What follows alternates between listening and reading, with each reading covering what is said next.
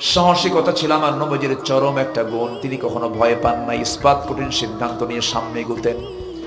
আল্লাহ রাব্বুল আলামিন রাসূলকে অর্ডার করছেন, ফাসদা' বিমা তু'মার ওয়া আ'রিদ আনিল মুশরিকিন।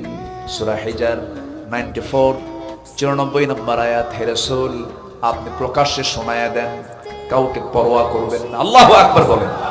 কাউকে পরোয়া করবেন না এবং দোয়া করেন।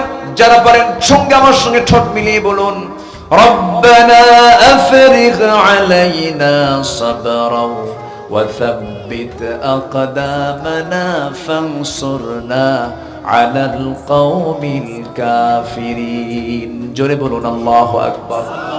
নাম্বার 3 হলো ধৈর্য ধারণ করা। ধৈর্যের পিরামিড ছিলেন তিনি।